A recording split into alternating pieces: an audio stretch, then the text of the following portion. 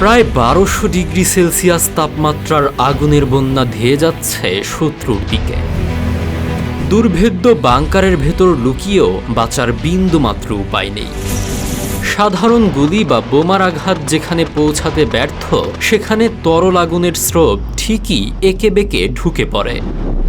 চোখের পলকে চারপাশের সমস্ত অক্সিজেন শুষে নেওয়া এই ধ্বংসযজ্ঞ কেবল যুদ্ধক্ষেত্রের বিভীষিকা নয়, এটি পিপলস লিবারেশন আর্মি বা চীনা সামরিক বাহিনীর দৈনন্দিন রুটিনের অন্যতম ভয়ঙ্কর এক প্রশিক্ষণ।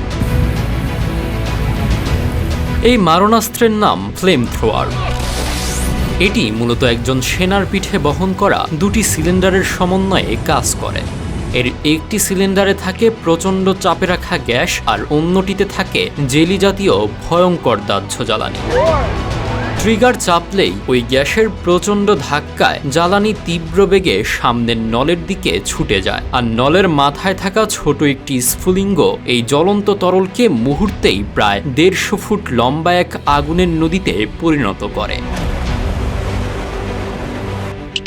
আমাদের ভিডিওগুলো ঢাকা মহাখালী থেকে দেখছেন আসমু অ্যান্ড আদিয়াত, আলামিন দেখছেন নারায়ণগঞ্জ থেকে, কাপাসিয়া থেকে দেখছেন সকিনা, পাবনা থেকে দেখছেন স্বপ্নহীন জীবন এবং টাঙ্গাইল থেকে দেখছেন মোহাম্মদ সোহাগ চৌধুরী। আপনি কোথা থেকে দেখছেন তা জানিয়ে দিন কমেন্ট বক্সে। সাধারণ ইটের ভাটায় 1000 ডিগ্রি সেলসিয়াস তাপমাত্রায় ইট পোড়ানো হয়, সেখানে এই অস্ত্রের উত্তাপ প্রায় সেই ভয়ঙ্কর মাত্রারই কাছাকাছি। আধুনিক বিশ্ব এই ধ্বংসলীলা থেকে সরে আসলেও চীনাদের নিজস্ব টাইপ 74 ফ্লেম থ্রোয়ার আজও তাদের অপ্রতিদ্বন্দ্বী হাতিয়ার।